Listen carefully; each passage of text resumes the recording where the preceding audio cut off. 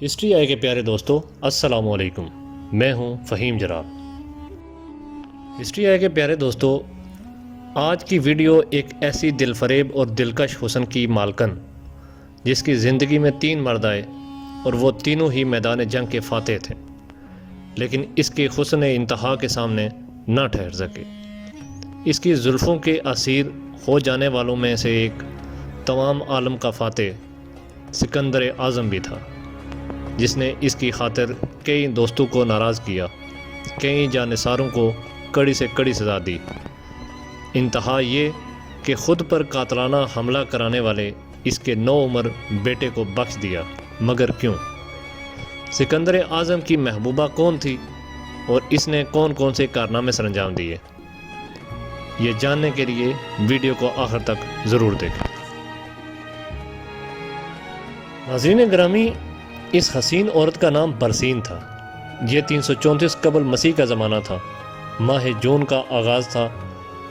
ملک فارس میں اس سال پڑنے والی گرمی تاریخ کی شدید گرمی تھی، لیکن وہاں کے لوگ گرمی سے زیادہ اس طوفان سے خوفزدہ تھے جو 20 روز پہلے ایشیائی کوچک کے ساحلوں پر اتر چکا تھا۔ اس طوفان کا نام سکندر اعظم تھا۔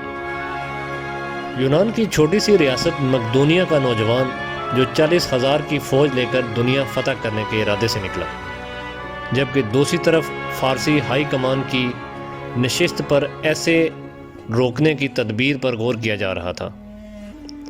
فارس کے اعلیٰ ترین عہدیدارین کے درمیان ایک یونانی نسل جرنیل مینن بھی شامل تھا، جس کی تجویز تھی کہ سکندر اعظم کا مقابلہ کھلے میدان میں کرنے کی بجائے اس پر شب و خون مارا جائے اور اس کے ساتھ ساتھ اپنی فوجیں مقدونیہ کے ساحلوں پر اتار دی جائیں، لیکن اکثریت نے اس رائے سے اتفاق نہیں کیا اور طے پایا کہ سکندر اعظم کا مقابلہ دریائے گرینی کوس کے مقام پر کیا جائے۔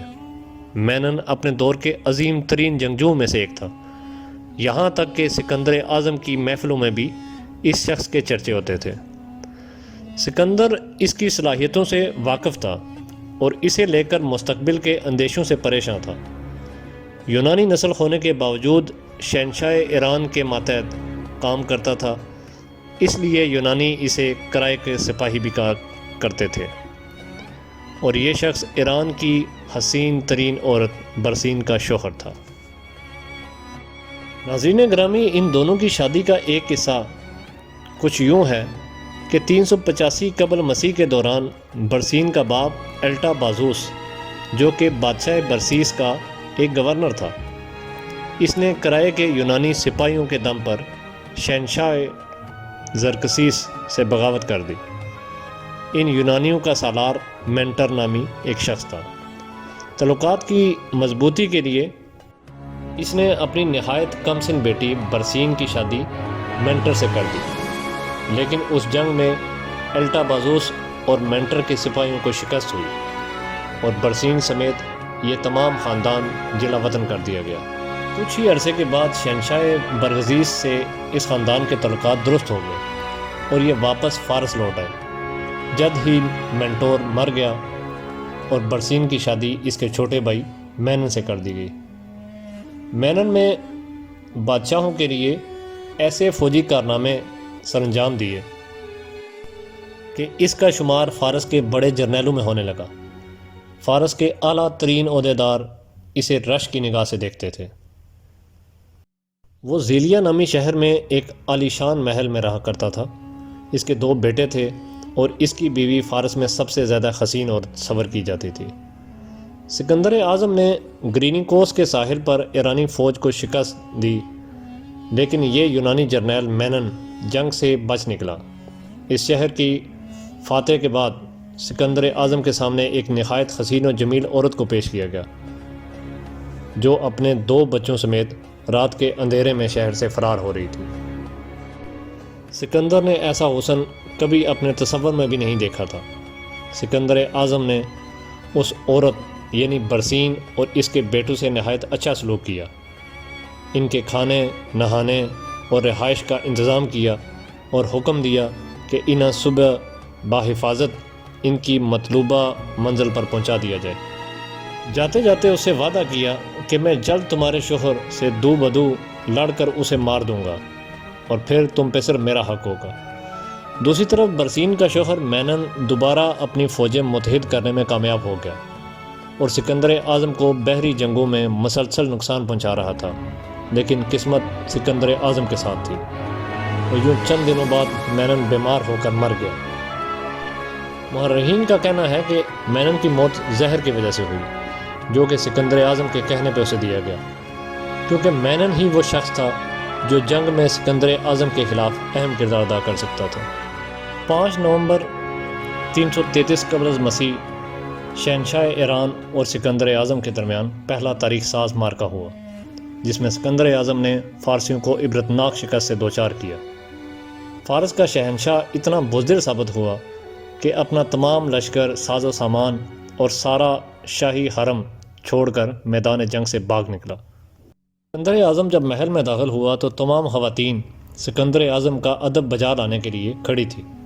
سکندر ان کے حسن کو دیکھ کر دنگ رہ گیا، اس کے باوجود اس کی نگاہ کسی اور کو ڈھونڈ رہی تھی۔ ناظرین گرامی، اتنے بڑے حرم میں لاتعداد خواتین میں برسین کو نہ پا کر سکندر اعظم بہت مایوس لوٹ گیا، لیکن اس کے ایک جرنیل نے سکندر اعظم کو خبر دی کہ اس نے انتہائی حسین عورت کو 2 لڑکوں کے ہمراہ گرفتار کیا ہے۔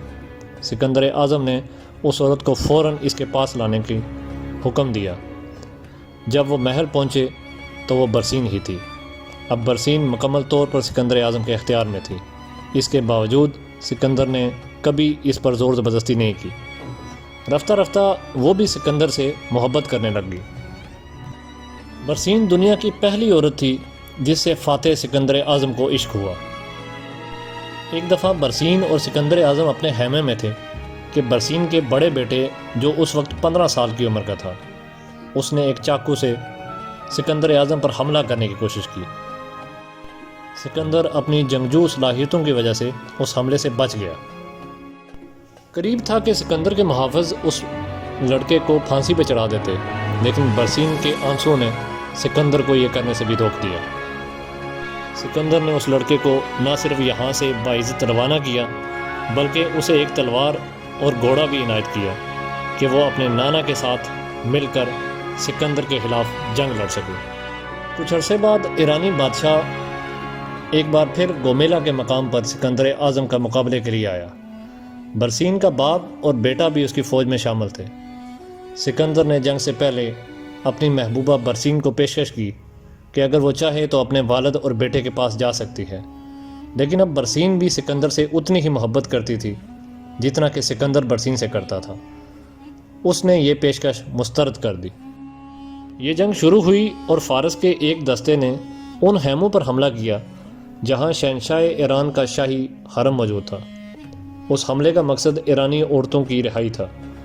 اسی حملے کے دوران برسین بھی ماری گئی۔ سکندر یہ جنگ بھی جیت چکا تھا۔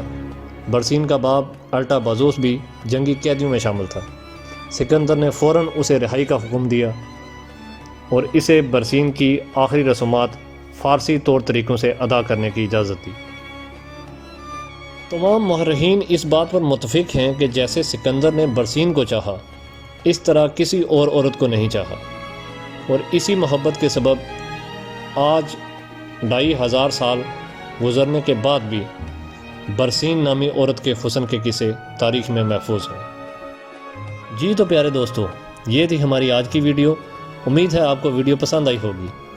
ویڈیو کو اپنے دوستوں کے ساتھ شیئر کریں اور ایسی معلوماتی ویڈیو دیکھنے کے لیے ہمارے چینل کو سبسکرائب کریں تاکہ ہمارا آپ سے رابطہ بنا رہے۔ اگلی ویڈیو تک اپنے دوست فہیم جلال کو اجازت دیں۔ اللہ حافظ۔